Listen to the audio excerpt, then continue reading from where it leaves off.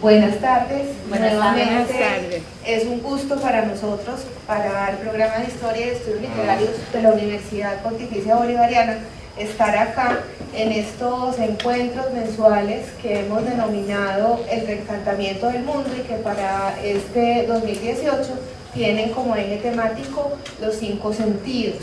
Ya hemos tenido como unos encuentros en donde hemos hablado en cuerpo y alma, después hablamos de la vista y en el día de hoy estamos con el profesor Jesús David Cifuentes Yarse, que es profesor del Centro de Humanidades, que es egresado del programa de licenciatura en Filosofía y Letras de la universidad, egresado de la maestría, que actualmente está cursando el doctorado en Filosofía, que es muy de la línea de la antropología filosófica, que es pues como una de las líneas fuertes de la universidad, y que hoy vamos a hablar del tacto. Antes de comenzar, les quiero extender el saludo del padre Edward. El padre Edward pues siempre ha estado acá, hoy se excusa porque está atendiendo pues como unos compromisos dentro de la universidad, una agenda de formación que están haciendo con nosotros, entonces les manda el saludo y espera en el próximo encuentro estar los dos nuevamente acá con ustedes. Agradecemos nuevamente pues como la acogida que nos han brindado acá, especialmente a la hermana Beatriz, y entonces comencemos con esta conversación que como les comentaba ahorita va a ser sobre el tacto, pero a partir de una relación que nos parece pues como muy interesante, que es el tacto, el contacto y el contacto como contagio, si después el profe nos amplía un poco más. Entonces yo creo que sería muy rico, Jesús David, que comenzáramos como indagando, es muy de los filósofos apelar a la etimología antes de comenzar a hablar pues como de los conceptos y de las palabras. Entonces, propiamente desde la etimología, ¿qué es el contacto? ¿Qué es el tacto? Bueno, buenas tardes, ¿cómo están? Buenas tardes. Bueno, espero que al menos con este corto conversatorio podamos salir todos un poco tocados, precisamente porque vamos a jugar, como decía Talina ahorita, con los múltiples sentidos que tiene la palabra tacto. De hecho, tacto viene de tagere en latín, es tocar, pero lo más interesante es que vienen varias palabras de esa raíz: contagio, intacto, también viene la palabra tacto como prudencia. Por eso el conversatorio lo vamos a llamar pues, el tacto del mundo en la piel, un conversatorio de lo biológico a lo filosófico. Entonces vamos a mirar qué nos dice un poquito la biología sobre el tacto, sobre ese sentido que nos posibilita sobrevivir frente al daño que nos podamos hacer, o también nos posibilita disfrutar el mundo en el que estamos, pero cómo podemos llevar esta palabra a condiciones de prudencia, pero también a una reflexión sobre una urgencia del humanismo actualmente. Es como la propuesta pues, de la estructura de este conversatorio, pues es conversatorio, el objetivo es que podamos hacer las preguntas que se nos vayan ocurriendo sin ningún problema y que juguemos un poquito con el sentido de la palabra. A veces jugar con las palabras lo que nos posibilita es habitar mundos diferentes, precisamente porque el lenguaje es polivalente, nos posibilita darle múltiples sentidos, y más una palabra tan bonita como el concepto del tacto. Recuerdo la invitación del padre Eduardo y Catalina, me dijeron: regálanos una charla que te vas a regalar primero a ti. Ustedes ya conocen al padre Eduardo, ¿cómo es? Regálanos una charla que te vas a regalar primero a ti, y efectivamente, claro, porque pues uno nunca va a dar una clase sobre el tacto, pero él me busca precisamente porque mis grandes pasiones han sido la antropología filosófica. Entonces, ¿cómo llevar ese concepto de lo sensible a un concepto que nos haga muchísimo más humanos? Entonces, es la propuesta, pues por eso iniciaba, espero que todos salgamos un poquito tocados, porque eso es el tacto, es tocar, es tocarnos, es tocar el alma del otro. Y vamos a mirar entonces esos múltiples sentidos como tal. Bueno, Entonces, como les decía, la palabra tacto, de ahí viene la raíz integere, íntegro, contagio, intacto, ¿cierto? También hace alusión a un concepto de prudencia, pero vamos a mirar poco a poco eso. Por eso, vamos a proponer en este conversatorio 3 aspectos fundamentales. Vamos a mirar el tacto como tal, aunque no se me proyecta ahí. Luego vamos a mirar el contacto, que es ese concepto de prudencia. Todos hablamos de hable con tacto, diga las cosas con tacto, tenga tacto para decir algo. Creo que todos la hemos usado. Bueno, vamos a jugar un poquito con el sentido ahí. Y la palabra contacto, que es una de las grandes urgencias que tenemos en el mundo actual, la necesidad de un contacto permanente. Estamos en un mundo en el que nos comunicamos, pero no nos entendemos. Entonces vamos a mirar un poco esta condición desde lo biológico a lo filosófico, como tal. Bueno, entonces arranquemos. Biológicamente, bueno, Aristóteles decía en el libro del alma, es un texto muy bonito, tiene unas pruebas rarísimas, eso lo dicen todos los comentaristas, unas cosas como que se la inventó ahí de la noche a la mañana, pero habla de los sentidos. Entonces dice, pues la vista es al oído, perdón, a los ojos, el escuchar es al oído, pero cuando llega el tacto, dice, ¿el tacto es a qué? ¿A qué órgano es el tacto? Y se hace esa pregunta, y por más de una página es indagando esa pregunta para llegar a una conclusión muy obvia, pero muy bonita. El tacto es a la carne, es al cuerpo, es a la piel. Bueno, efectivamente, desde el aspecto biológico, pues el tacto está en toda nuestra piel. Tenemos unos exorreceptores que nos posibilitan sentir, en el caso pues del tacto, por estos macroreceptores que son mecánicos, térmicos y químicos, están a lo largo de toda nuestra piel. Hay varios, como pueden leerlos ustedes acá. Lo más importante son estas terminaciones nerviosas libres, que están a lo largo de toda nuestra piel, nos posibilitan sentir. Por eso, nosotros sentimos a lo largo de toda nuestra piel. Entonces, relaciono mucho lo que decía Aristóteles, es muy bonito, porque es un sentido que está en todo nuestro cuerpo. En todo nuestro cuerpo.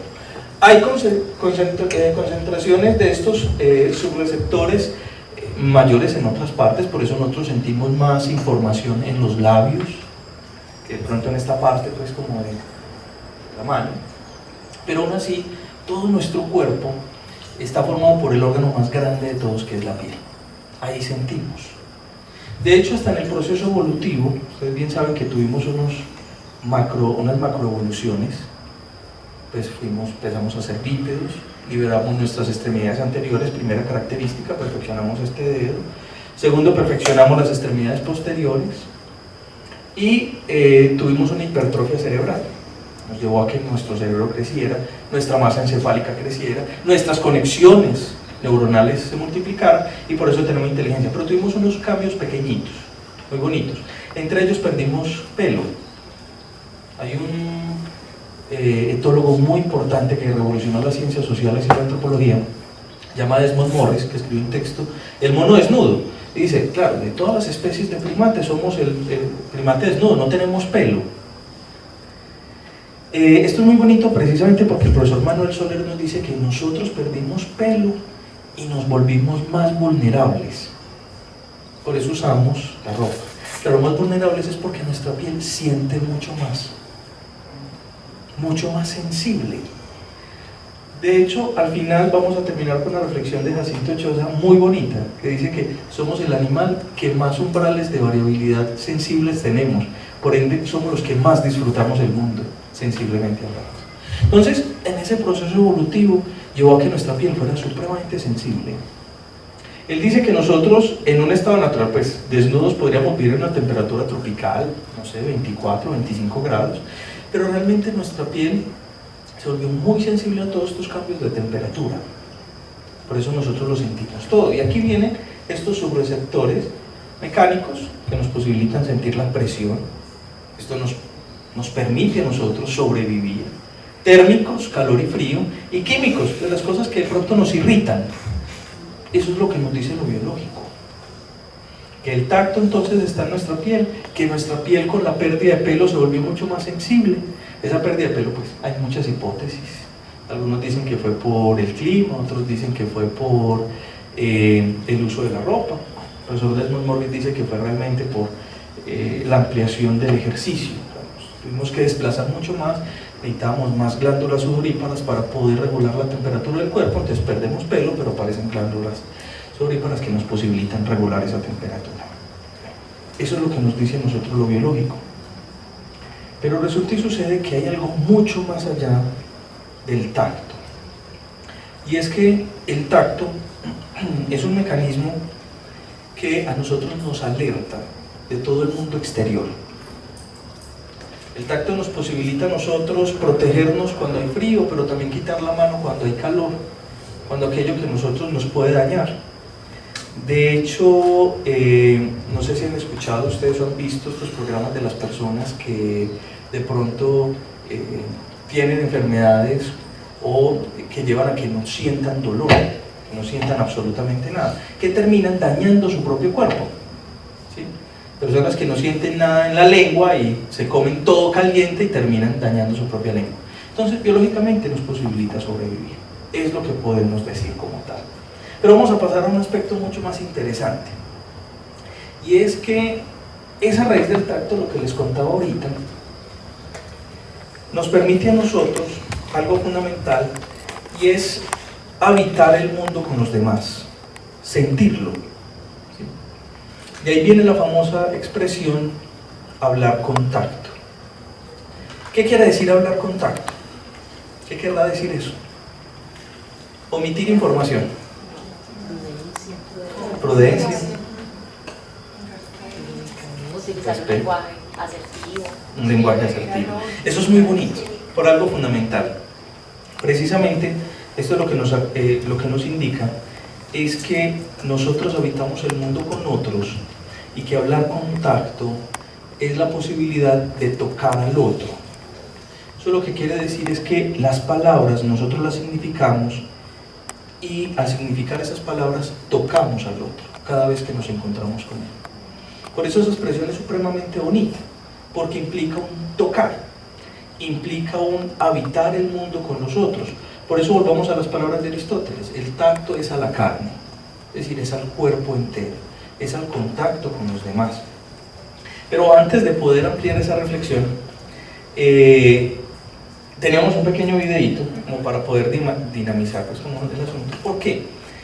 Leyendo sobre el tacto me sorprendió una cosa. Una de las expresiones que nosotros siempre solemos decir, una persona sordomuda.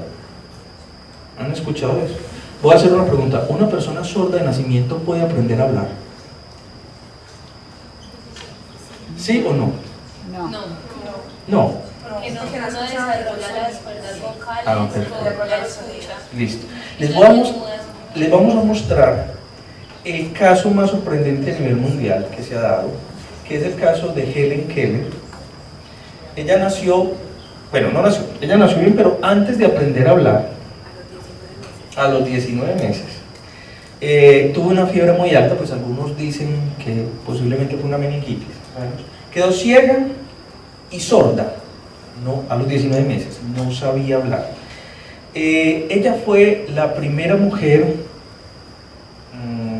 bueno, usemos el lenguaje pues diferente, algunos hablan con discapacidad, otros hablan con capacidades alternas, ¿cierto? Que se graduó con honores de una universidad, ¿cierto? De hecho hay película, existen 2 películas sobre ella, bueno, 3 encontramos. Una que se llama El milagro de Helen Keller, está gratis en YouTube. Bueno, no sé si sea legal, pero pues ahí está. Otra que se llama, bueno, Un milagro para Helen Keller, es como la más reciente, pero es una película bastante vieja. Otra que fue ganadora de 2 premios Oscar de 1962, que se llama Un milagro de Anna Sullivan, que fue su maestra. Es una vez Un milagro de Anna Sullivan, la más vieja, es a blanco y negro, de hecho, 1962. Y otra que es ya a color, que se llama Un milagro para Helen Keller. Vamos a mirar un video real. Es ella, una mujer que, siendo ciega y sorda, aprendió a leer, a escribir, aprendió griego, latín, francés, alemán y, lo más interesante, aprendió a hablar. ¿Cómo? A través del tacto. Y es lo que vamos a ver, una corta entrevista de 5 minutos. Antes de que lo veamos, creo que es importante mencionar algo. O sea, lo que nos acaba de decir el profe es un caso documentado, es un caso real, pero es importante tener en cuenta el momento en el que eso pasó. O sea, no es lo mismo una persona en esa condición en la actualidad a una persona en esa condición en el momento en que ella nació. O sea, fue una mujer que nació en 1880 y que se graduó de la universidad a una edad, digamos, nada estrafalaria. Se graduó a los 29 años y por supuesto aprendió todas esas lenguas, pero en braille. ¿Sí? O sea, hay que tener en cuenta como, pero eso no resta, no demerita de ninguna manera, pues como todo el logro y todo, o sea, la capacidad que tiene el ser humano para relacionarse con el entorno con otras formas, como a las que estamos como, o más bien de las que naturalizamos y las que damos por sentado que son las que deben ser ya. Por favor, vamos a mirar es muy cortico, para que miremos cómo una mujer ciega y sorda puede aprender a hablar. A través, bueno, este fue un método revolucionario para su época, ¿verdad? Hay que mirar ese contexto. Hoy en día ya se utiliza el método de Tadoma. Vamos a mirar cómo a través del tacto pudo hablar. Se bloqueó.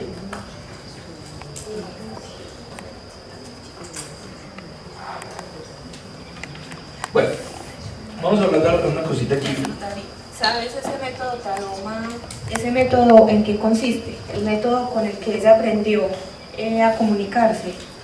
Vamos a mirar entonces aquí el video cómo ella lo logra potenciar a través de describir con las vibraciones, con el movimiento de los labios y con la nariz cada uno de los fonemas que aparecen pues como en el lenguaje como tal. Entonces tiene que ser, es toda una forma de aprender a través del tacto, ¿sí? Vamos a mirar incluso al final del video y vamos a ver cómo ella ya pronuncia unas palabras. Bueno, al principio pues no fue fácil, se demoró mucho tiempo obviamente, pero tuvo esta capacidad. Está traducido, no encontré una mejor traducción, es un poquito... No tenía forma de comunicarse con los que le rodeaban, excepto algunas señales imitativas que había hecho por sí misma. Un empujón significaba ir y un tirón significaba venir, y así sucesivamente. Ella había notado que las demás personas no usan las manos cuando se comunican unas con otras. Y entonces le mostré, poniendo su mano en mi cara, cómo hablamos con la boca. Helen sentía la vibración de las palabras habladas y al instante deletreó: yo quiero hablar con mi boca. Parecía imposible, pero después de experimentar por un tiempo, descubrimos que al colocar su mano en esta posición, el pulgar descansando sobre la garganta, exactamente en la laringe, el dedo índice sobre los labios y el medio sobre la nariz, nos dimos cuenta que ella podía sentir la vibración de las palabras habladas. Por ejemplo, en la garganta ella siente el sonido de la G fuerte. Y sobre los labios ella siente el sonido de la K. Sobre los labios siente el sonido de la B y la P. Y con el dedo medio sobre la nariz siente los sonidos nasales de la N y la M. La primera palabra que ella aprendió a articular fue la pequeña palabra it. Con la mano en esta posición, yo hice la vocal I. Ella percibió esto. Después hice la T. Sintió esto con los dedos sobre mis labios. Seguidamente puse las letras juntas para formar la palabra IT. Y aprendió su primera palabra. Después de su séptima lección, ella fue capaz de decir, palabra por palabra, yo no soy muda ahora. Es un caso muy interesante. Quienes vieron ahí fue la profesora que la acompañó durante toda su vida, ¿cierto? Que fue Anna Sullivan, quien le citaba la película, la primera que se publicó sobre el milagro que hace esta profesora, ¿cierto? Precisamente porque ella se le dedicó toda la vida y comprendió que ella tenía una inteligencia que simplemente le faltaba, era la capacidad de poder comunicarse, ¿cierto? Y ahorita incluso vamos a mirar cómo se comunica, con un caso muy interesante, pero para poder hablar de ese caso vamos a hablar de ese ser contacto, perdón, de ese hablar contacto. Decimos entonces que las palabras tocaban, ¿cierto? El tacto nos posibilita poder sentir este mundo. Solamente imaginémonos un mundo sin tacto, ¿cómo sería? ¿Cierto? No me acuerdo. Anne Sullivan era también cieguita. Sí, ciega y sorda. Y sorda. Y sorda, ¿sí? Ciega y sorda, y aprendió, gracias a esta profesora, comunicarse. No, digo Anne Sullivan, la profesora. Ah, ya, bueno, sí. Ella no es ciega, sí, ¿no? Ella tuvo problemas de visión, pero fue operada. Fue operada, pero gracias a sus problemas de visión, en la historia pues de Anne Sullivan, se dedicó a aprender el lenguaje para comunicarse con los ciegos y con los sordos, ¿sí? Vamos a mirar ahorita que ese lenguaje es totalmente táctil, ¿sí? Incluso, esto es muy interesante, solamente pensemos cómo volver táctil palabras que son abstractas. Una cosa son las palabras que tienen referente material, silla, mesa, todo lo entendemos, pero imagínense palabras como justicia, una idea, o incluso la manera más hermosa como tienen las mamás de enseñarnos la palabra amor, y siempre nos enseñan la palabra amor tocándonos, con un abrazo, yo te amo, y nos enseñan el amor de manera táctil. Eso es muy bonito.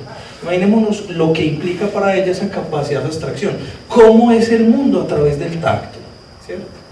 Bueno, a partir de ese cómo es el mundo a través del tacto, viene esa condición de hablar con tacto, lo que decíamos, no es omitir información, es aprender a tocar con las palabras a otros. Pero le decía a la profesora Catalina al padre Eduardo, estaba escuchando a la profesora Elena Cortina, que ella habla de, no de bienestar, porque el bienestar es transitorio, el estar es un verbo transitorio, sino del bien ser, muy bonito, la permanencia como tal. Bueno, ¿por qué no proponer el hablar de el ser con tacto? Es decir, el aprender ser y estar con los demás. Desafortunadamente, si miramos nuestra realidad, asistimos a unos lenguajes tan privados, a unos sentidos lógicos privados que nos llevan a aniquilar y a aislar al otro. Por eso, como dice Bauman, no solamente hemos convertido el consumismo en un proyecto de vida, sino que nuestra propia vida la hemos convertido en un objeto de consumo y por ende consumimos a los otros. No sabemos ser con los demás. Esa es una de las razones fundamentales, dice el filósofo Byung-Chul Han, que vivimos en una sociedad de rivales. No hay nada más terrible, se lo digo mucho a mis estudiantes en la universidad. Una de las pruebas que no sabemos estar con los otros, no sabemos tocarlos, compartir con los demás, está incluso en las mesas de estudio, que a veces funcionan también como mesas de cafetería. Vemos tanto al otro como un rival que ni siquiera somos capaces de levantar la basura de ahí. No sabemos estar con los demás. Por eso la expresión contacto, aprender a tocar, llevémosla entonces a una reflexión existencial de aprender a estar y ser con los demás. La pregunta del millón. ¿Qué decimos nosotros cuando decimos sentirnos humanos? Ojo que esa expresión sentirnos implica una condición de sentido, pero también de ser tocados. ¿Qué queremos decir nosotros cuando decimos sentirnos humanos? ¿Qué creen ustedes? Incluso cuando juzgamos a otro como inhumano. Pero esa expresión de sentirnos humanos es muy bonita. ¿Cuándo nos sentimos nosotros humanos? Cuando nos relacionamos. ¿Y cuándo no nos sentimos humanos? Vulnerables también. Vulnerables, muy bonito eso. ¿Cuándo no nos sentimos humanos? Pues tiene que ver con el Cuando estamos sentido, con sensibilidad también. ¿Y qué es lo que sentimos para sentirnos humanos? Eso es muy bonito. Pues afecto, amor. Pues no es como la otredad, pues como sentir que el otro lo habita a uno, pues es de alguna manera lo que le da a uno la condición de humano. Eso es muy bonito y es cierto. Mire, no cabe duda, incluso esto ya lo sabemos desde la biología, que nosotros somos unos animales sociales. Pero hay algo mucho más bonito, comprender que nosotros somos nosotros porque tuvimos contacto con otros. Nosotros no nos inventamos el lenguaje. De hecho, ya nos decía Heidegger, venimos a un mundo dado. Y ese mundo dado es porque hay un encuentro con otros. Ya tenemos un lenguaje, venimos insertos en una cultura, en un mundo. Lo más interesante es cómo hacemos de ese mundo que nos fue dado o un mejor o un peor lugar. Ahí viene esa condición del tacto, de aprender a ser con nosotros.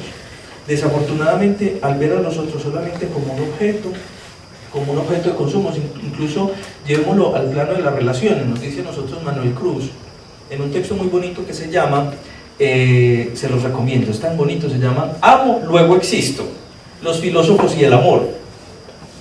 Es una reflexión filosófica sobre el amor, pero no se imaginen filosófica que es una cosa por allá volada, no. No es tampoco los libros de estandarización del proceso del amor, que a veces también terminan siendo muy peligrosos, como los libros de autoayuda. ¿Sí? Cuando digo muy peligrosos es porque al que le funciona maravilloso, al que no le genera más frustración, porque genera unos, bueno, somos obsesionados con los procesos.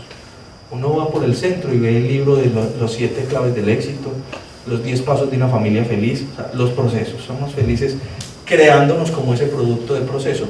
Bueno, en los filósofos y el amor dice Manuel Cruz una cosa muy bonita, dice, hoy nada aspira a lo eterno, dice él, precisamente porque esa condición de objeto, de no saber estar con los otros, de no saber ser con los demás, ha llevado a que los usemos y los desechemos. Si uno escucha la gran mayoría de relatos de las relaciones cuando terminan, yo escucho mucho a mis amigos, terminan la relación, ya no me sentía bien. Es decir, el juicio se da bajo una condición de placer o displacer, que es lo que se hace con el objeto. ¿Qué es ser con los demás? ¿Qué es ser contacto? ¿Qué es aprender a ser con los demás? Aprender primero a compartir el mundo que tenemos, pero en segundo lugar, aprender a contagiarnos del otro, que también es una raíz, viene de la misma raíz de tacto. Cuando decimos a contagiarnos de los otros, es que efectivamente una de las características fundamentales de nuestro mundo es que nos estamos aislando cada vez más. Miren, las redes sociales venden, o en las redes sociales vendemos el mundo que queremos mostrar, seamos realistas. Ustedes y yo vendemos en las redes sociales solamente lo que quiero mostrar. O quiero mostrar una vida desdichada y depresiva, me siento triste, vaya al psicólogo, no sé, comete un chocolate, algo. O queremos mostrar la vida más hermosa. Por eso una de las condiciones de las redes sociales es que convertimos nuestra vida primero en un objeto de consumo. Por eso el filtro. ¿Sí? Esto es muy interesante porque es montar la foto en la que me veo bonito, bonita. ¿Cierto? A mí me encanta por ahí un meme que decía, los memes también transmiten cultura, que decía, es que me encantan esas personas que viven cambiando la foto de perfil cada 8 días. Yo me tomo una foto y me pasa a mí, esa foto de perfil dura por ahí 4 años, ¿cierto? Porque no hay otra manera de cambiar. Claro, efectivamente porque nos mostramos como ese objeto de consumo. Entonces, al objetivarnos, objetivamos a los demás y no aprendemos a ser con ellos ni a contagiarnos de ellos. Y cuando hablamos de la expresión de contagiarnos de ellos, es la posibilidad de crecer con los demás. Por eso cada vez más nos aislamos. Miren, las herramientas no son malas, esto no se trata de satanizar las herramientas. Yo siempre he dicho que un cuchillo para pelar, me van a disculpar lo coloquial, por favor, pero un cuchillo sirve para pelar una papa o para matar a otro. Es el uso de las herramientas lo que nos posibilita el encuentro. Nadie va a negar que un celular nos posibilita estar en contacto con otros, pero tampoco vamos a negar que un celular nos posibilita también colocarle una barrera al otro. Mire, cuando yo me quiero aislar de otro, cojo el celular, así de sencillo, seamos realistas. Una de las formas de mantenernos intactos frente al otro es también con las herramientas. Por eso las redes sociales, reitero, no es satanizar, nos sirven y muchísimo. Gracias a las redes sociales, muchos estamos acá gracias a las redes sociales, que nos comunican. Gracias a las redes sociales podemos saber qué pasa en otro lugar del mundo. Ahorita vamos a ello. Pero también, miren, este es un dibujo del gran maestro Memo Ángel, también profesor de la universidad. Él también es caricaturista, bueno, como que le hace a todo, de esas genialidades que todo le sale bien. Miren, es claro que vivimos juntos, pero todos separados. Eso es muy bonito. Entonces, ser contacto implica aprender a compartir, aprender a contagiarse con el otro, en el sentido de la palabra, pero también aprender, decía esto el filósofo Kant muy bonito, nadie tiene el deber, decía él, de perfeccionar a otros, no puede. Yo debo perfeccionarme a mí, pero dice, yo tengo el deber de hacer felices a otros, decía, muy bonito. Precisamente porque se comparte el mundo, se comparte la realidad. Miren, decía el filósofo Peter Sloterdijk, antes la palabra humanidad era un abstracto, hoy en día la palabra humanidad es una realidad. Porque es innegable que estamos en un mundo completamente interconectado e interdependiente. Esa es una de las razones fundamentales por las cuales más nos surge aprender a habitar un mundo con prudencia, contacto, es saber tocar a los demás. Vamos a mirar un pequeño videito que a mí me impactó mucho, que es la historia de Daniel. Espero no equivocarme aquí en el nombre. Tengo aquí una cosita. Van a disculpar.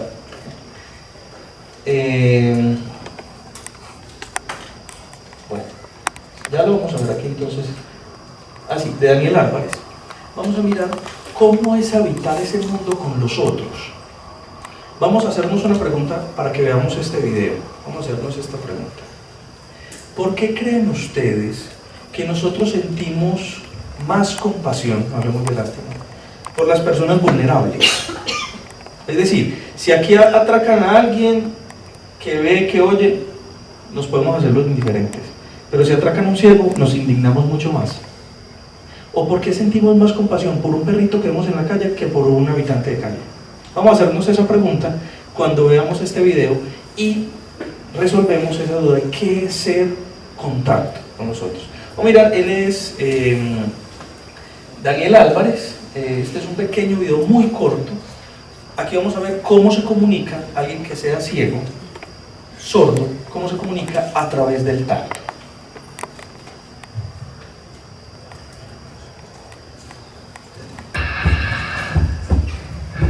He aquí el relato de una peripecia personal extraordinaria, la de Daniel Álvarez, que es sordo desde los 4 años y ciego desde los 30, ha logrado construirse, sin embargo, una identidad y una vida que llamaríamos normales si lo normal no nos pareciera tan opaco.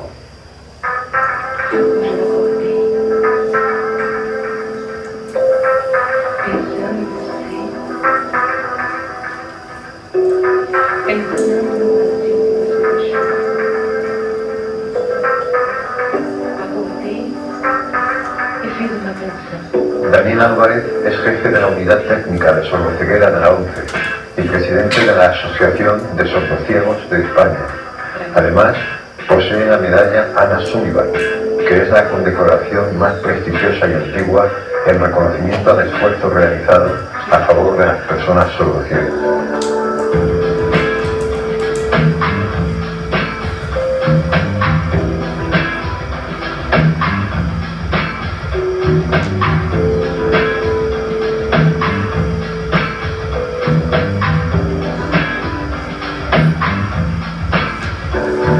Aunque Daniel está siempre en el interior de su cuerpo, el hecho de que ni oiga ni vea nos obliga a los demás a tocarle para hacerle saber que estamos ahí.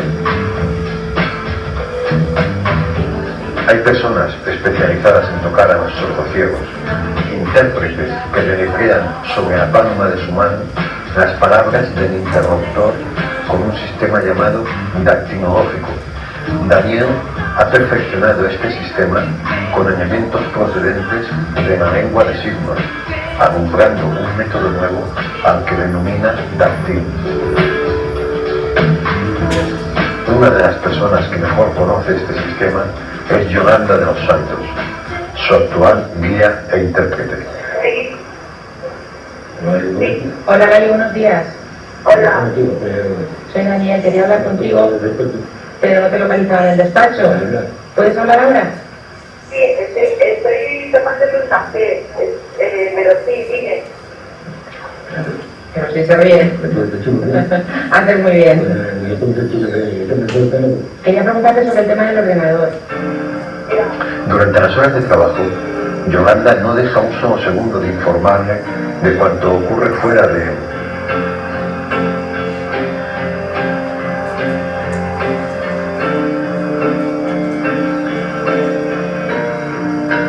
Incluso en el rato de la comida, le explica que ha venido al camarero para preguntar si todo está bien o qué hay en el plato de cada uno.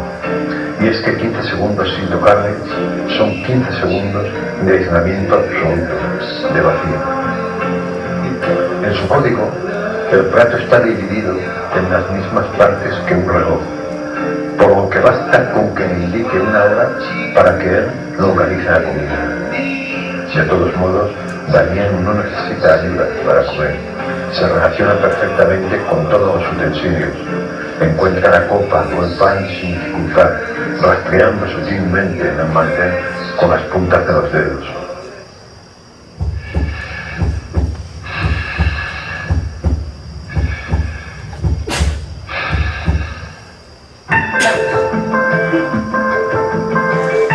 En la calle se desenvuelve de forma rápida y prudente.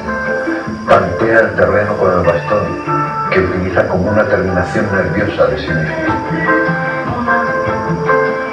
En los pasos de cebra lo levanta, colocándolo de forma perpendicular a su cuerpo y tras esperar unos segundos, cruza.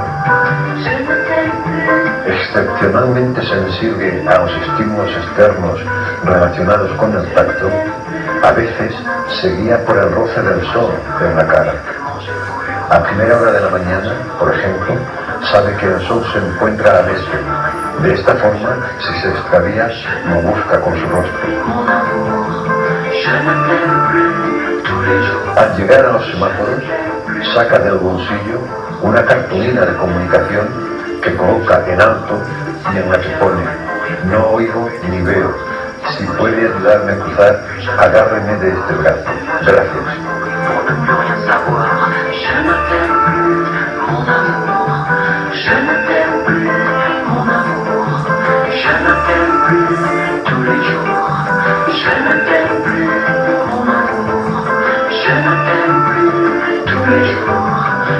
Siempre lleva encima varias tarjetas de este tipo, una para cada situación.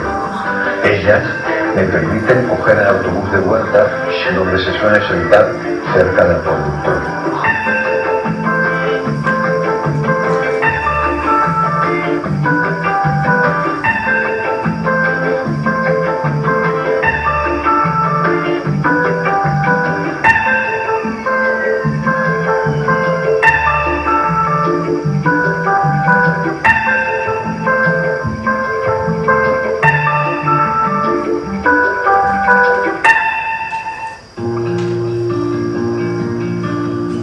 Daniel está casado con Helen desde hace 11 años.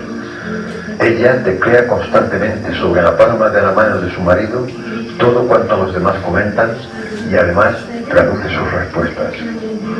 Todo ello sin interrumpir lo que esté haciendo, incluir. Bueno, el profe nos dijo que era corto, pero vimos que no es tan corto. Lo pueden ver en YouTube.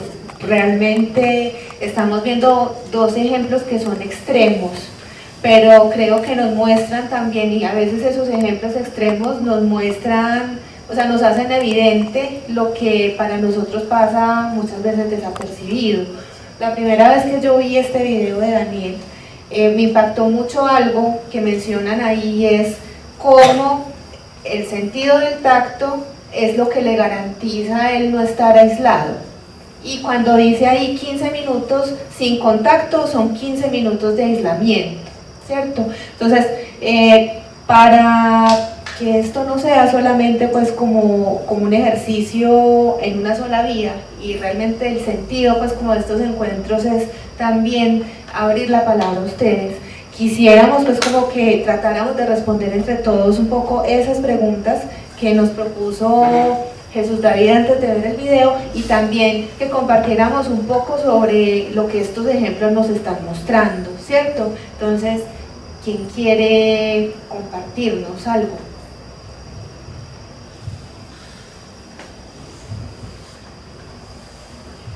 A mí me impresiona la paciencia que hay que tener para el contacto. Impresionante la entrega del que ayuda y del que recibe también. ¿Alguien más?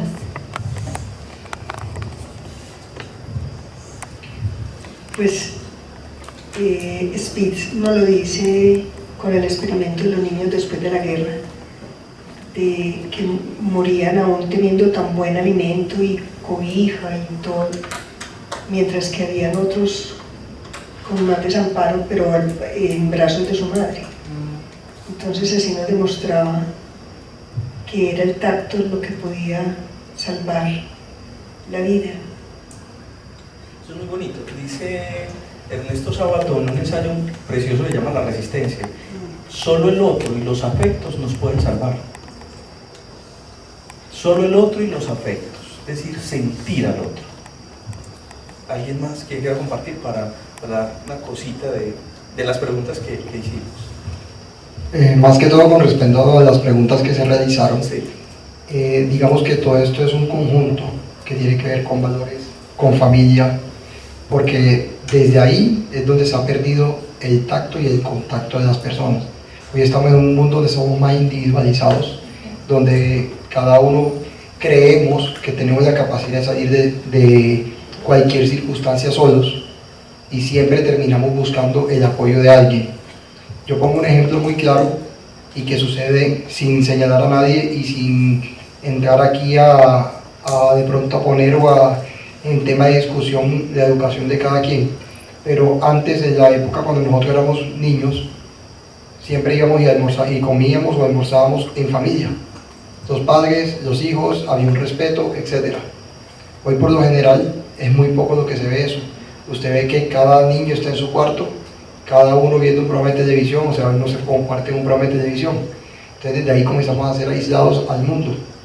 Y con respecto a lo que preguntabas de que por qué a una persona que está en sentido de discapacidad, de pronto es porque por ese mismo sentido o por esa misma discapacidad nos remueve más esa parte del amor que no damos, ¿ya? Que no brindamos, y lo miramos en una parte de vulnerabilidad, donde muchas veces nuestra madre, cuando el ejemplo que ahora es, se muere la mamá de uno, se muere el papá o hay un familiar, y todo el mundo se recrimina: ¿por qué no le dije? ¿Por qué no hice? ¿Por qué tal cosa?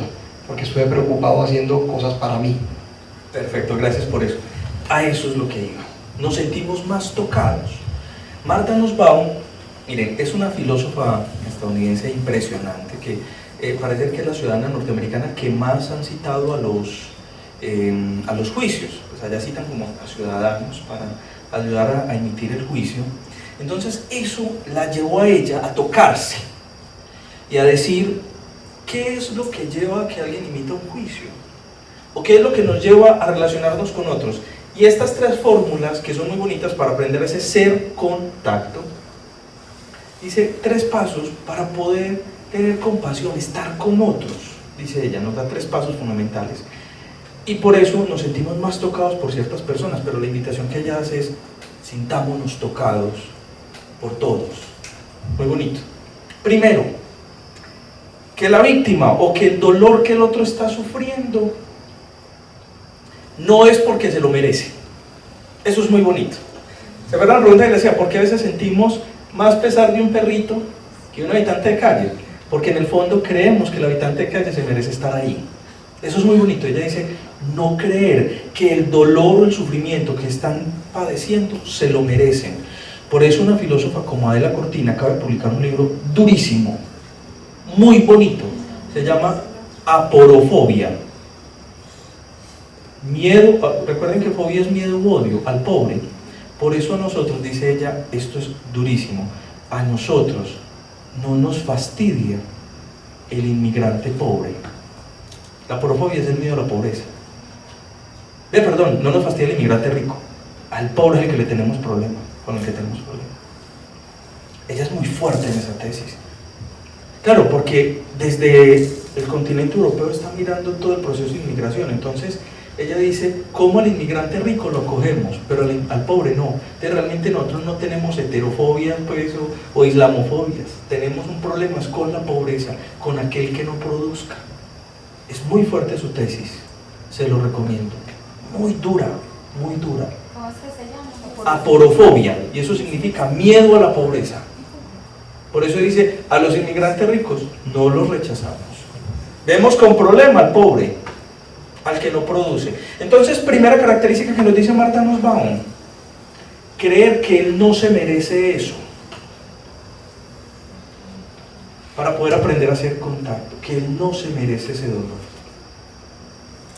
Segunda característica, no creerme como una especie de superhumano, que a mí no me va a pasar o que no le va a pasar a alguien de mis cercanos. Bauman dice una cosa muy bonita, la moral no ha cambiado desde la época de Adán y Eva, porque seguimos sintiendo lástima por el prójimo, el cercano. Pero dice una cosa más dura aún, hoy no podemos ser indiferentes al dolor de los otros.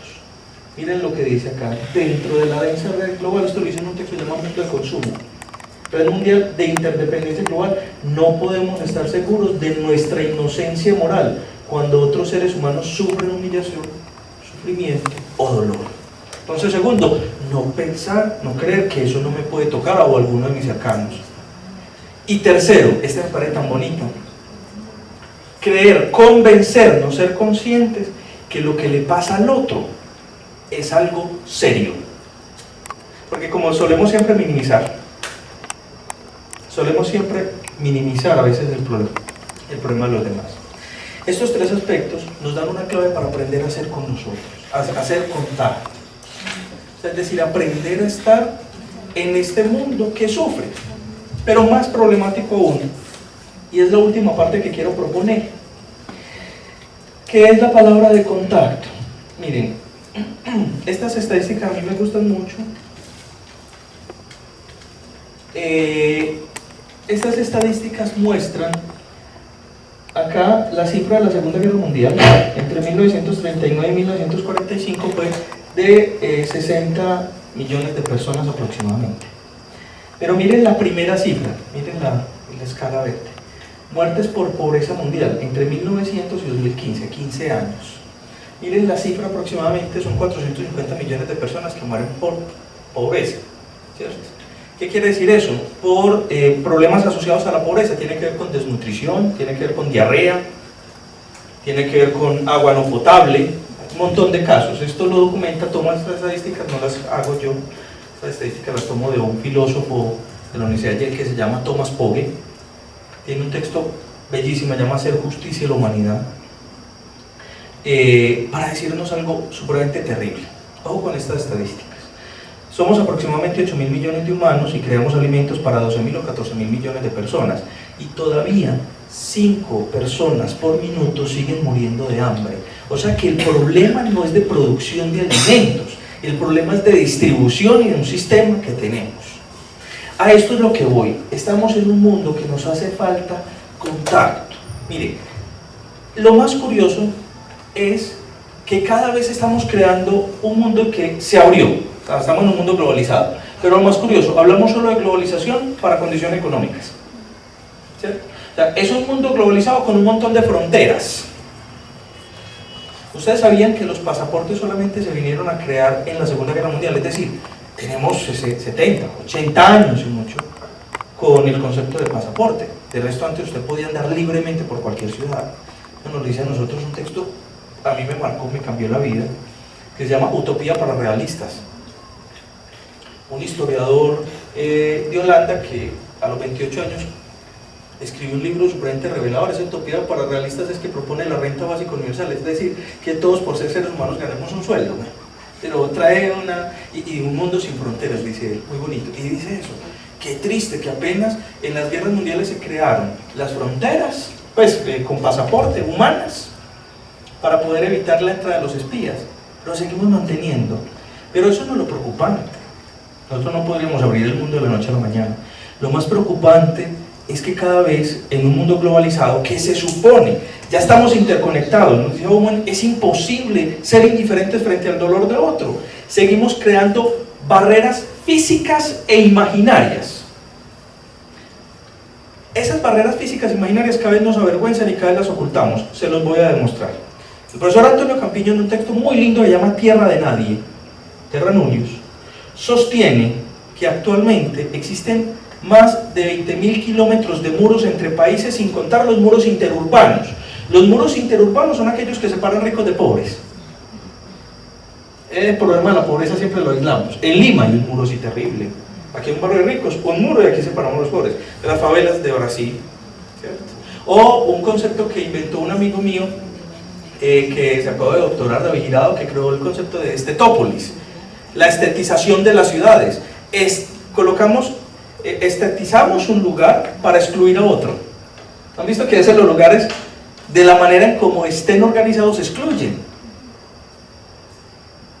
Uy, yo no entro acá porque eso se ve caro, ¿cierto? Excluye. Entonces él habla de la estetización. Bueno, pero hay muros físicos que separan. Él habla, son 20.000 kilómetros que se traducen en 47 muros entre fronteras de países. ¿Qué muros conocen ustedes entre países? Bueno, lo que pasa es que la muralla china se usó para protegerse, pero actualmente no es para separar dos. Bueno, muy bien, Israel-Palestina, hay un muro. Bueno, México, Estados Unidos existe, o sea, que lo quieran hacer más grande, pero ya hay. Sí, ya hay, muy bien. ¿Qué más? Difícil la pregunta, ¿cierto? Claro, porque es que eso es un discurso que nos avergüenza. Pues, cuando digo es un discurso que nos avergüenza es en ese concepto de Occidente, de un concepto de capitalismo libre, pero que realmente nos aísla cada vez más. Busquen el muro de la vergüenza al sur de Marruecos, para que se den cuenta de lo que estoy hablando tan terrible. El muro de la vergüenza, así se llama. Es muy bonito por algo fundamental. En este mundo globalizado, ¿qué nos falta? El contacto. Los muros físicos nos aíslan, pero los muros imaginarios crean odios. El miedo es una emoción pasiva que busca protegerme, pero el odio es activo y busca destruir. ¿Cuáles son los muros imaginarios? Los islámicos son terroristas. El pequeño problema del muro imaginario es que yo le puedo agregar de todo. Mire, todos nosotros fuimos educados para protegernos de algo. Todos. Tenemos siempre un punto ciego. O sea, el prejuicio no es malo, lo malo es que el prejuicio se convierta en una forma de aislarme de los otros. Mire, con mucho respeto, yo voy por la calle solo y escucho una moto sonando, acelerando, aquí fue. Ya. Sí, todos tenemos prejuicios. El problema es cuando esos prejuicios se convierten en la única razón fundamental para aislarme del otro. Mire, a todos nos prohibieron algo en la casa. No sé, si alguno de ustedes le decían, aquí no me traiga tatuados. Y llegan y ¿qué le asocian a tatuados? A un montón de cosas. No, es que los tatuados son delincuentes o son satánicos. El problema del muro imaginario es que usted le puede colocar los adobes que quiera. Entonces mire, por ejemplo, con los discursos islamofóbicos, que le estamos agregando lo que quiera. Terrorismo, machismo, sadismo, lo que usted quiera. Usted lo puede poner ahí. Hasta discursos de superioridad e inferioridad. Entonces, lo más curioso y lo más contradictorio es que en este mundo globalizado, en una realidad que comprendemos, cada vez nos aislamos más. Por eso yo les decía, de lo biológico a lo filosófico, del tacto al aprender a estar con los demás, a la urgencia de poder contactarnos contagiarnos del otro. Tengo una fortuna en este momento muy grande y es poder compartir con el maestro Memo Ángel un diálogo que estamos escribiendo. Es un diálogo sobre el diálogo. Y una de las reflexiones a las que hemos llegado es que el diálogo está, mire, una de las características de nuestra sociedad no dialoga, nuestra sociedad informa. Si ustedes analizan, la gran parte de nuestras conversaciones son informativas. ¿Cómo te fue hoy? Pues hice esto a las 7 de la mañana, 8 de la mañana, ¿cierto? ¿Qué es el diálogo?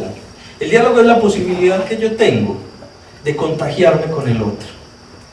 Es comprender, es llegar al otro, brindarle algo de mí, pero también recibiendo algo del otro. Es la posibilidad de escuchar. Un estudiante me hacía una pregunta muy difícil. Entonces, ¿cómo y cuándo se dialoga? ¿Cómo y cuándo? Se dialoga cuando tengo el deseo de escuchar y el deseo de brindar, de dar y de recibir. ¿Cómo? Le decía, ¿has sentido alguna vez que has hablado con alguien y el tiempo se te pierde? Y que después de ese momento que hablaste con alguien, todo cambió. Ese es un diálogo. El mundo actual tiene mucha información. Por eso les decía ahorita, nos comunicamos, pero no nos entendemos. Entonces estamos recibiendo un montón de información que desafortunadamente nos está convirtiendo en una especie como de canecos de basura. Recibimos, pero es tanta que ni siquiera la podemos filtrar. Y ahí es donde reside una de las cosas más tristes, y es la imposibilidad que tenemos de poder comunicarnos realmente con el otro. Claro, las redes sociales nos han posibilitado el ejercicio de poder conversar mucho más rápido. Eso es inmediato. Eso es increíble como mis estudiantes me mandan un correo y me demoro 2 horas para contestar, y usted por qué, y me mandan el segundo, y qué pasó, le mandé uno y no me respondió. Esa necesidad de velocidad, de aceleración. Pero realmente el encuentro con el otro, el contagiarse con el otro, implica algo que nuestro mundo desafortunadamente poco valora, y es el detenerse. ¿Sí? Quería traer la reflexión de esa condición del contacto, porque es lo que más nos hace falta, recordando las palabras de Martha Nussbaum. ¿Sí? Somos totalmente indiferentes. Hay una obra de un dibujante que a mí me tocó borrarla del celular. Yo la mantenía y no la quise traer porque realmente me toca muchísimo. Todos recuerdan el niño en las costas de Turquía que murió ahogado, ¿cierto? En el 2015. Y él tiene una obra bellísima. Entonces es un primer cuadro, el niño ahogado, dibujado. Segundo cuadro, se pierde el cielo. Tercer cuadro, se pierde la arena. Cuarto cuadro, se pierde el mar. Quinto cuadro, se va perdiendo el niño. Sexto cuadro, se perdió. Y dice una cosa bellísima: nuestras preocupaciones morales son mediáticas. Es imposible que nosotros vivamos en el dolor del otro, y es imposible recordar siempre el dolor del otro. Pero lo que no es imposible es ser indiferentes. La pregunta del millón, por eso les hacía la pregunta. ¿Qué sentimos nosotros? ¿Qué decimos nosotros cuando decimos que nos sentimos humanos? Bueno, entonces la pregunta es, ¿qué necesitamos hoy para sentirnos humanos? En el concepto de humanidad que les decía ahorita ya no es un abstracto, sino que es una realidad. Antes, en los relatos de Marco Polo, veían esa China por allá toda lejana, esas cosas raras, no iban a la iglesia, no profesaban el cristianismo, una cosa rara. Pero hoy en día ya la diferencia es algo real, tangible, palpable. El pequeño problema es que lo que nos falta para el contacto es reconocer, no que el otro es diferente, sino que yo soy diferente. Porque es que siempre nos han enseñado la diferencia del otro. Y si nos han enseñado la diferencia del otro, juzgamos al otro a través de esa condición de diferencia. Por eso que buscamos con la diferencia, aislarlas y no contagiarnos de ella. Nos aislamos por el miedo, por el odio, por los prejuicios, que reitero, todos tenemos prejuicios, pero lo más importante es cómo entrar en contacto con ese otro. Ese contacto, téngalo por seguro, que nos lleva a transformarnos a nosotros como seres humanos. Por eso, ¿qué decimos cuando decimos que es sentirnos seres humanos? Lo que decimos es que nos sentimos seres humanos solo y únicamente cuando estamos con el otro. Por eso, Tarzán es hombre, pero no humano. Eso es muy bonito.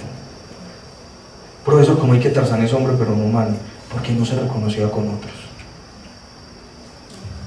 Me algo que a mí me parece muy particular que he visto en muchas personas, y es que uno se encuentra con alguien ahora y yo creo que hablamos y bueno, que uno se encuentra con alguien y empieza a conversar y uno no tiene tiempo de decir lo que uno quería decir porque el otro estuvo todo el tiempo contándolo de él y cada quien no quería como contarlo de uno, y la conversación, el otro se va, yo me voy y yo me pregunto, pues, ¿qué pensará él de ese encuentro que tuvimos, cierto? Pues yo quedé aburrida, porque, cierto, no hubo ese contacto, pienso yo, o sea, él se encontró conmigo y descargó todo lo que sentía, lo que pensaba, pero no me dejó hablar, pues no hubo ni retroalimentación, cierto, entonces me parece muy preocupante eso, ¿no?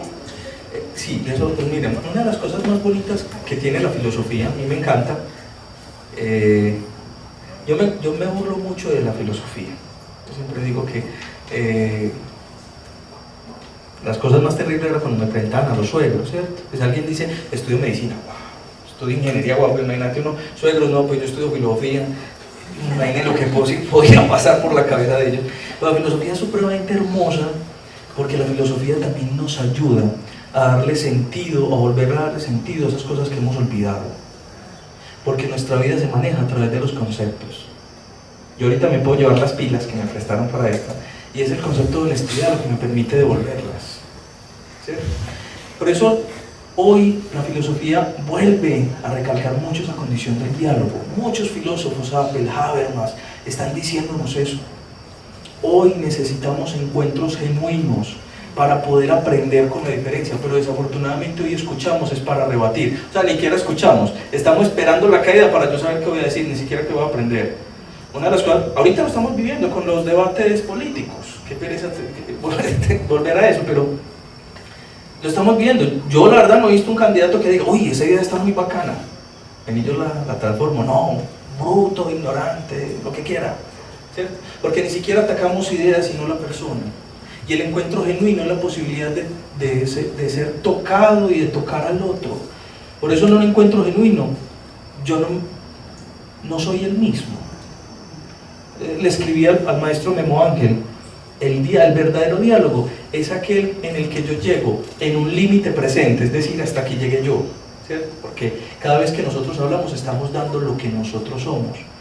Pero me voy con una posibilidad, y eso es lo que configura el horizonte. Por eso de Gadamer decía, los diálogos nos abren horizontes, que es un límite imaginario que siempre está progresando, por eso uno nunca llega al horizonte.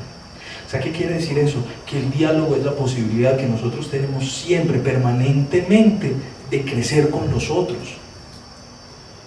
Básico y sencillo, nosotros no somos causa de nosotros mismos, somos el efecto de otros.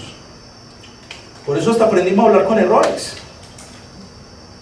Solamente es cuando empezamos a ser conscientes hasta del lenguaje que aprendemos incluso a veces qué significan las palabras. A mí me ha pasado, no sé si les ha pasado a ustedes que llega y le dicen qué significa palabra, yo no sé qué significa pero sé cómo usarla. Aprendimos de otros y aprendimos a decir pero más sin embargo. Y luego aprendimos que eso es un pleonasmo terrible, porque aprendimos en la cotidianidad con los otros y aprendimos de los errores de otros, pero también de las virtudes. Por eso siempre entrar en contacto con el otro es el riesgo permanente de desnudarme frente al otro, de que el otro comprenda quién soy, pero también de comprender y aprender del otro. Yo siempre creo que en un diálogo siempre hay verdad.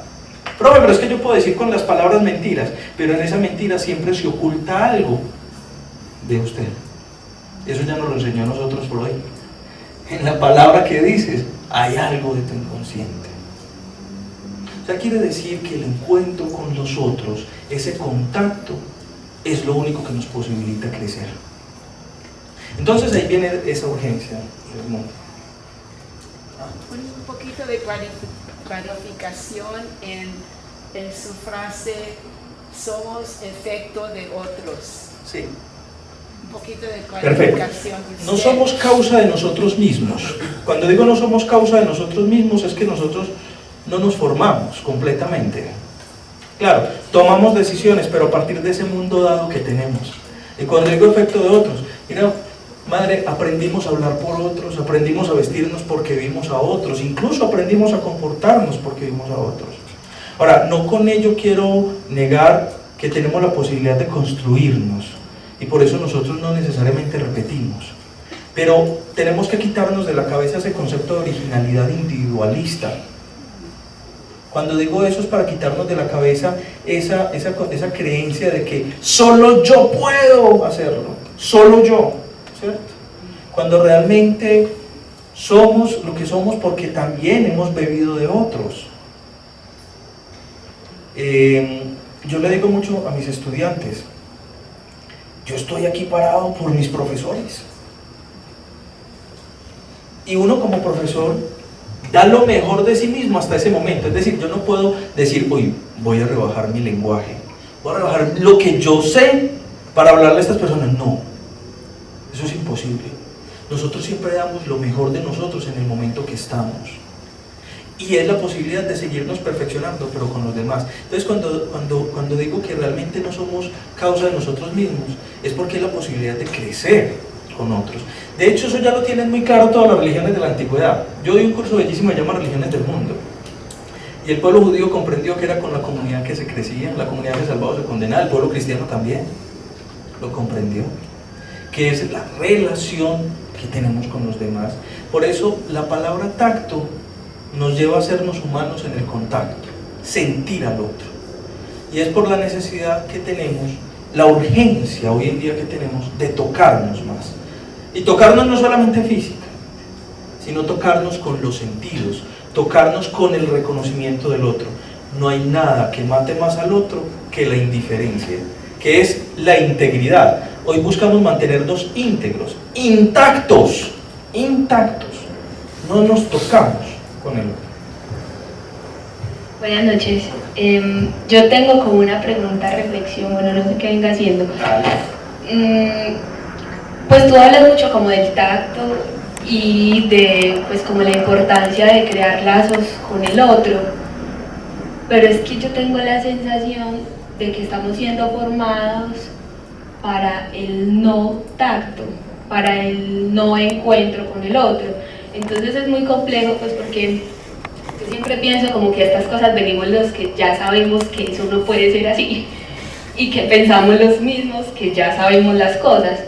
Pero entonces la cuestión es desde la formación, por ejemplo, universitaria, la formación de pues como la primera infancia, que es como de los 0 a los 5 años, y luego el colegio, ¿cómo hacer para que el tacto sea importante? Pues porque ahora estaba pensando en que nos tocamos muy poco, o sea, le tenemos mucho miedo a tocarnos, pues porque pienso que el tacto con el otro ha sido como banalizado y sexualizado. Sí.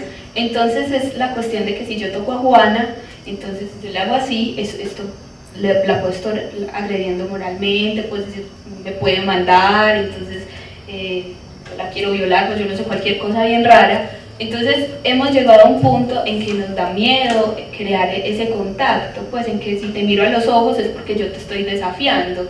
Entonces es como muy raro porque se habla de la importancia del tacto, del contacto con el otro, pero al mismo tiempo hay una negación de la sociedad hacia eso y nos forman para eso. Inclusive pues ahora se dan muchas cosas, pues que si yo toco a otra persona, entonces esto es un problema o esto.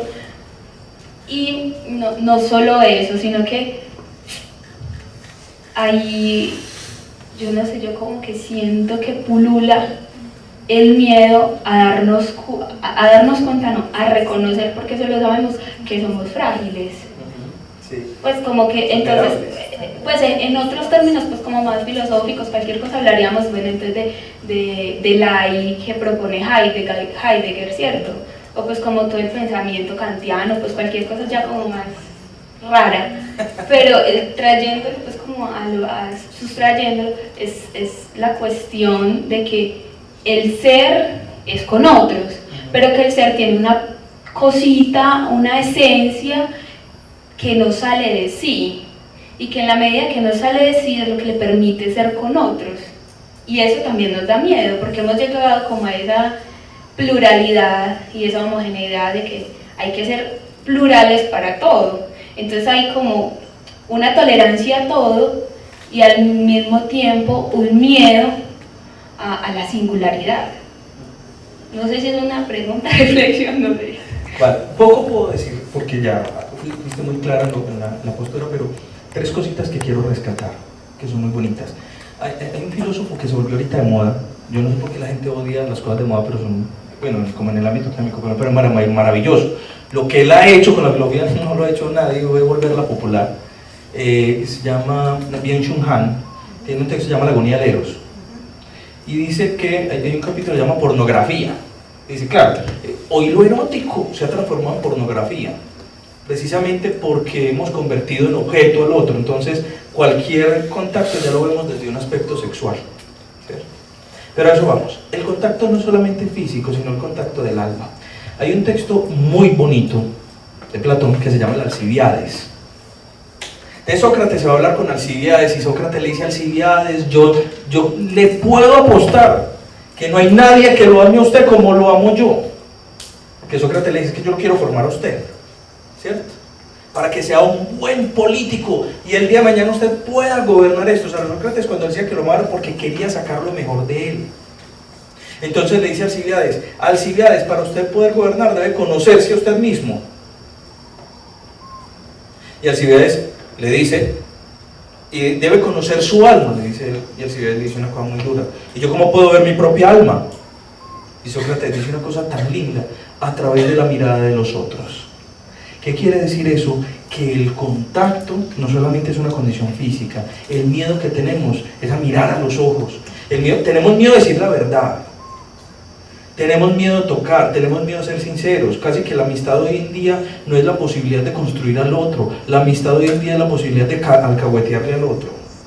Por eso el amigo que le dice a uno, hey, pero cuidado con esto, o el amigo, hey, estás tomando mucho, hey, estás siendo muy descualquierado, es el amigo como que empieza a generar una piedrita en el zapato. Entonces ya ni siquiera la amistad la pensamos como la posibilidad de mejorar. ¿Qué hacer? No sé. Ojalá tuviera la respuesta. Pero sí sé que hay un cambio fundamental y es la posibilidad de preguntarnos. La ciencia se crea por la pregunta, no por la respuesta. El malestar de sentir el mundo que estamos, la posibilidad de preguntarnos, de habitar, nos va dando la respuesta socialmente, ¿cierto? Yo creo que ese es el primer paso, reconocer que vivimos en un mundo frío, en un mundo que poco mira a los ojos, poco habla de verdad, poco habla de sinceridad y de posibilidad de construcción. Yo creo que ahí hay un paso fundamental.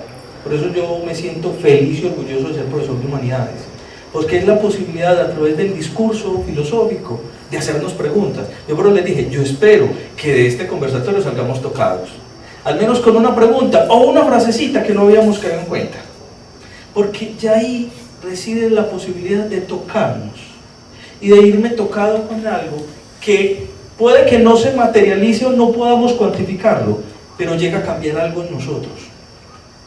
Una de las características de las cosas, lo que pasa es que la matemática se evalúa de manera inmediata con un resultado, pero ¿cómo evaluar un sentido? ¿Cómo evaluar un pensamiento? ¿Cuántas cosas? Espero que a la par íbamos hablando, o muchos de ustedes hablando, generáramos un montón de ideas, o esa pregunta tuya ya es una posibilidad maravillosa. El hecho de preguntarme algo que quizás no me había preguntado, ya ahí hay una condición de que me sentí tocado, ¿cierto? Y una condición de poder tocar a otros. Se nos fue el tiempo, pero quiero terminar con una cosita. Dale, otra pregunta. Perdón, era como hasta las 7. Espero que no se estén... A mí me parece muy importante lo que está diciendo, porque yo soy maestra, sí, ¿cierto?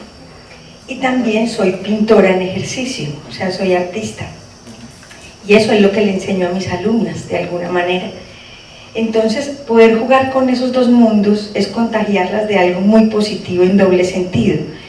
Primero, acercarme al otro, o sea, tocarle la piel a mi alumna, decirle ahora que ellas están en pruebas, de pronto con una mano, lo estás haciendo bien o sigue, eso es tocar el territorio del otro. O sea, tocar la piel del otro es su territorio, llegar al territorio del otro. Pero entonces, desde otro punto de vista, cuando yo la acerco al arte, la acerco a ese primer punto de partida que es la naturaleza. Entonces yo hago que ella toque con sus ojos, con su retina la naturaleza y pueda pintar. Y otra cosa es cuando ella sutilmente toca el material con el que va a pintar. Entonces es un mundo mágico. O sea, llegar al territorio del otro y uno sentirse que es parte del otro. Eso es muy bonito y muchas gracias por algo fundamental, mencionas el arte. ¿Sabes? Porque el arte, la literatura y la poesía logran algo, aunque muchas, pues la literatura y la poesía se hacen con palabras, pero logran algo que el lenguaje no puede, y es que toca lo más humano. Si yo a ustedes les pregunto, lo que pasa es que esto podemos hablar mucho, ¿cierto? Pero si yo a ustedes les pregunto qué es el amor, cada uno va a decir una cosa diferente, pero uno ve ciertas esculturas, un beso así, una cosa así fusionada, y uno dice, uy, eso es el amor, pero uno no lo verbaliza. Por eso incluso se recurría al mito o a la narración, porque hay unas condiciones tan humanas que nos tocan, y es por eso que una novela nos maravilla, o una obra de arte nos deja perplejos, y a veces uno enmudece, porque se siente lo más tocado en el alma. Por eso, y quiero ir terminando con esto, hay un filósofo que últimamente estoy leyendo, me parece fascinante, bellísimo, se llama Martin Buber, y escribió un texto que se llama Yo y tú. Él revolucionó el asunto porque era un filósofo judío, creyente, de hecho practicaba el misticismo, y dice una cosa tan linda, dice, nosotros solamente podemos odiar una parte de algo, no la totalidad, porque el contacto real con ese yo con un tú, ese reconocer que hay algo diferente a mí, porque es que el reconocer que hay algo diferente a mí es la posibilidad de reconocerme a mí mismo. El verdadero encuentro lleva a la imposibilidad de poder odiar la totalidad. No se puede odiar la totalidad, porque si usted conoce la totalidad, comprendería todo, no lo odiaría, es muy bonito. Entonces, realmente podemos hablar mil cosas, el tocar el arte, la poesía, pero quería simplemente una reflexión sencilla. El tacto de lo biológico, este conversatorio, lo biológico, lo filosófico, es la invitación de tocarnos más, no físicamente solamente, tocarnos en la palabra con el otro.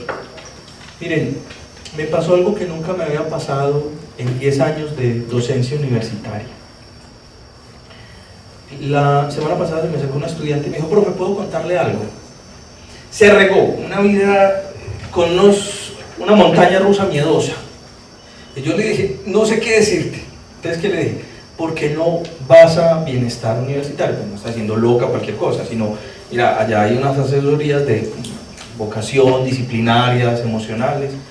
Miró hacia el piso y simplemente dijo, ah, bueno, profe, gracias. Y en ese momento dije, ah, no, hay que tocar algo más. ¿Saben qué palabra le dije? Vamos. Se le encharcaron los ojos y simplemente dijo, profesor, mil gracias, claro que sí, vamos. Era con esa felicidad tan grande, y uno ahí lo que comprende es que realmente estamos en un vacío emocional, afectivo, gigante, y es la necesidad de tocarnos, con un gesto, con una palabra, con un detalle, con un símbolo, porque todo eso nos toca. De hecho hay un lenguaje verbal, hay un lenguaje gestual, pero mucho más importante, hay un lenguaje espiritual. Y ese lenguaje espiritual es aquello que toca con los sentidos. La posibilidad de reconocer al otro, de saludarlo. Ahorita nada más veníamos hablando de eso en el carro. Yo aniquilo al otro cuando ni siquiera lo saludo. Memo Ángel, en un texto que se llama El tren de los dormidos, decía una cosa tan bonita. El vigilante es aquel que conoce todo el mundo, pero nadie lo conoce a él. Y por eso a veces tienen que darse su lugar. A veces uno se encuentra con unos vigilantes que están todos enojados y uno dice, pues claro, es su única posibilidad de existencia cuando todo el mundo pasa sin saludarlo. Y ahí es donde nos tocamos con nosotros. Para que terminemos, vamos a ver una cosita. Yo quiero compartir, qué pena, un pequeño videito muy bonito. Este sí lo vemos completo. Es muy bonito. Para comprender esto que nos dice Jacinto Choza, es tan lindo. Dice que el ser humano es el que más puede gozar sensiblemente del cosmos. Vamos a ver un concurso, British Got Talent, una sorda que canta. ¿Cómo lo hace? Y no se trata, y lo dice ahí una cosa bellísima, quiero terminar con ello. Y bueno, y ahorita una palabrita, como ya la música no se escucha, sino que la música se siente.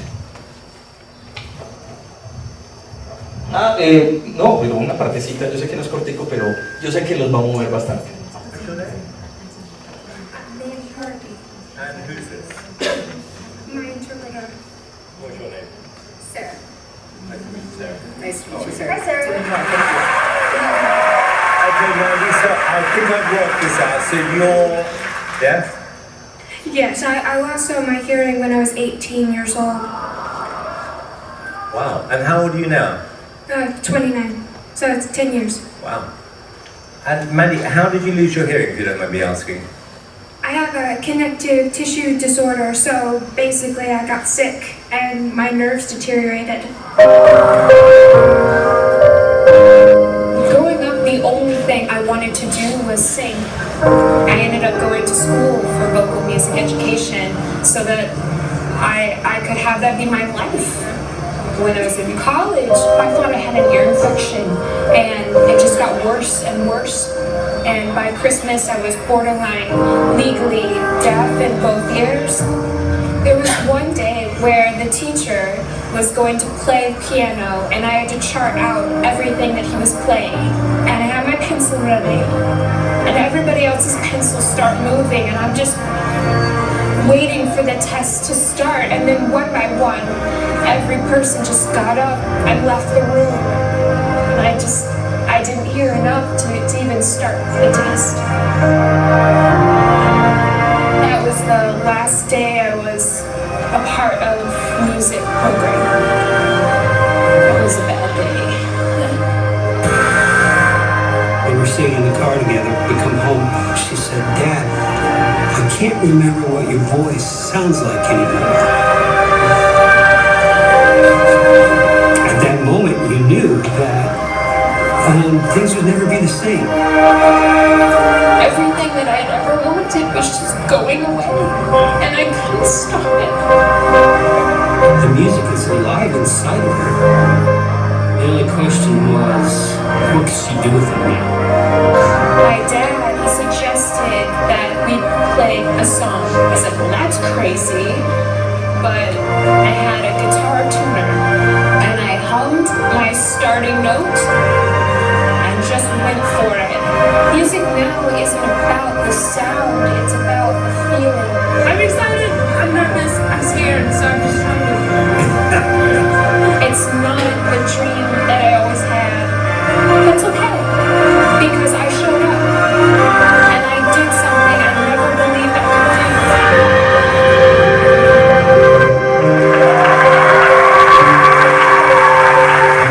So, you were singing before you lost your hearing? Yeah, I've been singing since I was 4. So I left music after I lost my hearing and then figured out how to get back into singing with muscle memory, using visual tuners and trusting my pitch. So your shoes are off because you're feeling the vibration. Is that how you're following the music? Yeah, I'm feeling the tempo, the beat through the floor. And Mandy, what are you going to sing? I'm gonna sing a song that I wrote called Try. Okay, can you tell me what it's about? After I lost my hearing, I gave up. But I want to do more with my life than just give up.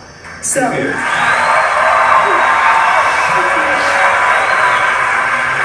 for you. Okay, well, look, this is your moment, and good luck. Okay.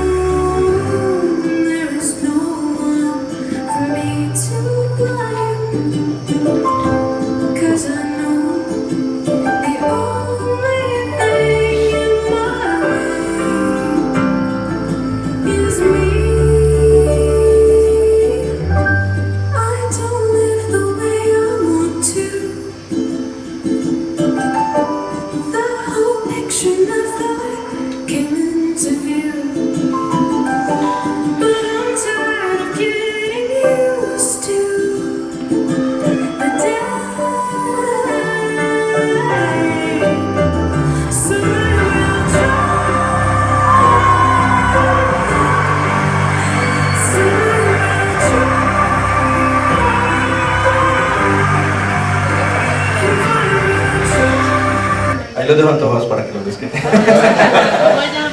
Yo sé, ella se llama Mandy Harvey. Yo sé que Catalina me va a matar, ustedes espero que no me maten, porque realmente nos pasamos media hora, espero no les aburra.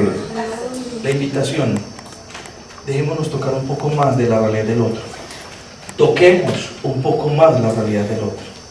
A través de las palabras, los gestos, los abrazos, los sentidos.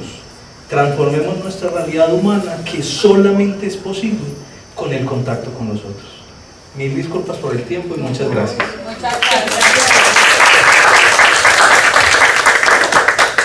Bueno, muchas gracias a Jesús David, que nos compartió pues como todas estas ideas, estos pensamientos tan bonitos y tan interesantes. Muchísimas gracias a ustedes por habernos acompañado.